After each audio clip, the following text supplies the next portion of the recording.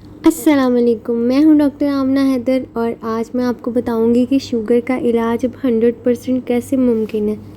सबसे पहले इस चीज़ पे बात कर लेते हैं कि शुगर होती क्या है। शुगर यानी कि ग्लूकोज का हाई हो जाना हमारी बॉडी में और इंसुलिन की प्रोडक्शन यानी कि इंसुलिन के बनने का अमल बिल्कुल ख़त्म हो जाना। इसको हम 3 कैटेगरीज़ में डिवाइड कर देंगे, एक तो लो, एक मॉडरेट और एक हाई। लो मतलब कि जिनकी शुगर 90 से कम है उनकी शुगर लो रहती है। मॉडरेट जिसकी 126 से ऊपर शुगर है मतलब कि वो बॉटम लाइन में आ गए हैं, उन्हें शुगर होने का खदशा आ सकता है फ्यूचर में। का 200-250 से अबव लेवल आए शुगर का उसको हम आजकल हाई शुगर कहते हैं। मगर 130 से अगर आपकी शुगर हाई है तो आप बिल्कुल रिस्क पे हैं। अब बात कर लेते हैं कौन सी ऐसी चीज़ें हैं जिन्हें खाएं तो शुगर नॉर्मल रहेगी। हम इसमें नट्स को सबसे पहले कंसीडर करेंगे। अगर हम नट्स का इस्तेमाल शुगर में पेशेंट्स को करवाते हैं यानी कि स्नैक में ग्रीन टी के साथ साथ बादाम दे दिए या 2-3 अखरोट दे दिए या कोई भी ऐसा ड्राई फ्रूट दे के ग्रीन टी के साथ दिया तो वो शुगर के लिए बहुत अच्छा साबित हुआ है। नेक्स्ट आ जाता है हमारे पास फ्रूट्स सारे अलाउ होते हैं शुगर में। ख़ास तौर पे जामुन की गुठलियों के अंदर बहुत ज़्यादा इंसुलिन की प्रोडक्शन वाले हार्मोन्स पाए जाते हैं। उसके बाद पपाया यानी कि पपीता, कीवी, जामुन, एप्पल, अनार, आड़ू और नाशपाती, ये शुगर वाले लोगों के लिए बहुत अच्छे फल साबित हुए हैं। फलों की बात की जाए तो सिर्फ आम और केला शुगर के पेशेंट्स को हम अलाउ नहीं करते, बाकी सारे फ्रूट्स वो खा सकते हैं आसानी से। अब बात कर लेते हैं मीट की।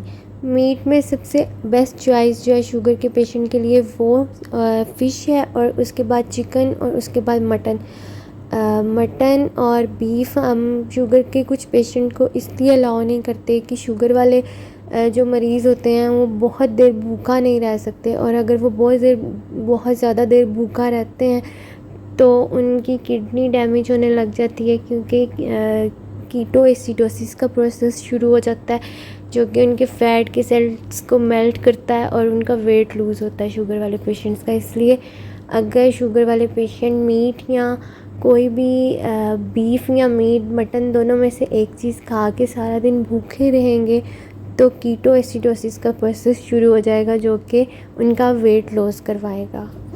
अब बात कर लेते हैं दालों की। शुगर के पेशेंट्स सारी दालें खा सकते हैं और दाल के अंदर मटन, बीफ या ऐसी कोई भी चीज़ थोड़ी सी डाल के यूज़ कर सकते हैं। दाल के साथ ज़्यादा रोटी चावल इस्तेमाल नहीं करने शुगर वाले पेशेंट्स ने क्योंकि दाल में भी कार्ब्स होते हैं, रोटी में भी कार्ब्स होते हैं और अगर डबल कार्ब हो जाएंगे तो शुगर का लेवल अचानक हाई हो जाएगा। इसलिए जब दाल इस्तेमाल करें उसके साथ कम से कम रोटी और कम से कम चावल इस्तेमाल करें।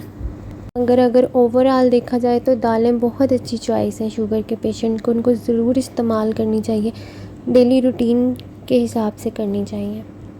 नेक्स्ट आ जाता है वेजिटेबल्स, ग्रीन लीफी वेजिटेबल्स, हरी सब्जियां, हरी पत्तों वाली सब्जियां और हरी जितनी भी चीज़ें हैं उन्हें लाजमी शुगर वाले पेशेंट्स को इस्तेमाल करनी चाहिए और सारी वेजिटेबल्स अलाउ होती हैं। करेला, ख़ास तौर पे करेला, बैंगन, कद्दू, ये शुगर वाले पेशेंट्स की शुगर को लो करने में हेल्प करते हैं, इसलिए इनका इस्तेमाल अपनी डेली रूटीन में करें। सैलेड का इस्तेमाल लाजमी दोपहर के खाने के साथ किया करें।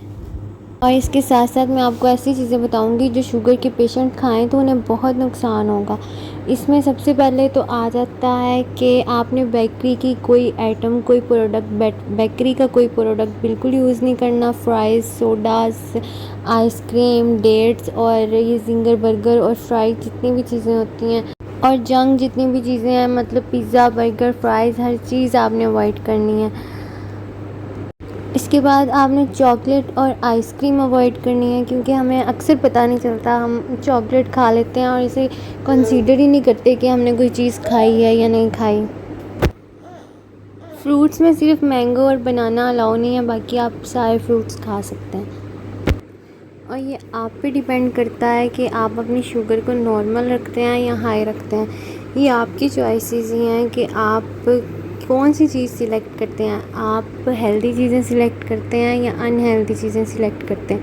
अगर आप हेल्दी चीज़ें सिलेक्ट करेंगे तो ऑब्वियसली आपकी डायबिटीज़ भी लो रहेगी, और अगर आप अनहेल्दी चीज़ें सिलेक्ट करेंगे तो ऑब्वियसली आपकी शुगर भी हमेशा हाई रहेगी। इसके लिए कोई ऐसा डाइट प्लान, कोई ऐसा नुस्खा नहीं है कि आपको पीछे वाली सारी चीज़ों पर अमल भी लाजमी करना होगा, और जो मैं डाइट प्लान बता रही हूँ उस पर भी अमल करना होगा। ये बिल्कुल सिंपल सा डाइट प्लान है, हर इंसान इसे आसानी से फ़ॉलो कर सकता है, अमीर और गरीब दोनों फ़ॉलो कर सकते हैं, और ये बहुत आसान डाइट प्लान है, इससे शुगर बहुत जल्दी लो होगी।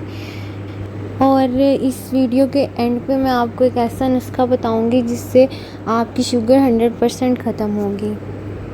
नाश्ता, सबसे पहले नाश्ते में आपने या तो 2 उबले अंडे ले लें और 7 ब्राउन ब्रेड के 2 पीस ले लें, और इसके साथ हैंडफुल ऑफ नट्स ले लें या 7 बादाम इस्तेमाल कर सकते हैं। और उसके बाद आपने, अगर अंडे किसी को नहीं पसंद या अंडे से एलर्जी है तो आप 4 चम्मच ओट्स के, उसके अंदर एक दूध का कप डाल लें और थोड़ा सा पानी डाल के उसे पका लें। उसके अंदर 1 खजूर और 4 बादाम और 1 अखरोट डाल के उसे खा लें।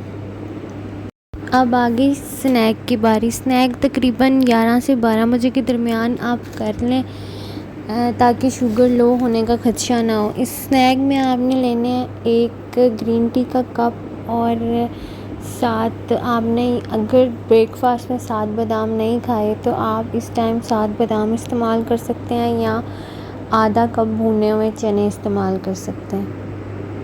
अब आ गई लंच की बारी। लंच में आपने एक सैलड का बाउल तो लाजमी लेना है, इसके साथ आप सिंपल 1 या 2 रोटियां ले सकते हैं, या आप आधी प्लेट चावल की और उसके साथ तकरीबन हाफ़ कप बंद गोभी का काट के, जैसे चावल है उसके अंदर ही डाल के आप उसको पूरी प्लेट बना के चावल को किसी भी सालन के साथ इस्तेमाल कर सकते हैं। और सालन तकरीबन आधा बाउल, इससे ज़्यादा सालन इस्तेमाल नहीं करना।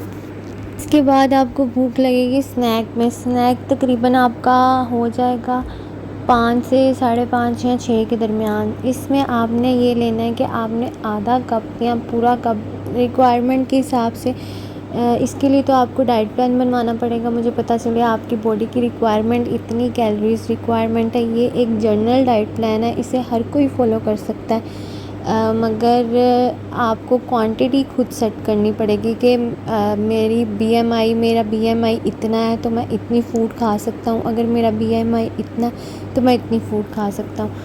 इसलिए आपने अपनी रिक्वायरमेंट के हिसाब से दही लेना है, और उसमें आधा चम्मच ज़ीरे का डाल के आपने उस टाइम पे चम्मच के साथ वो खा लेना है।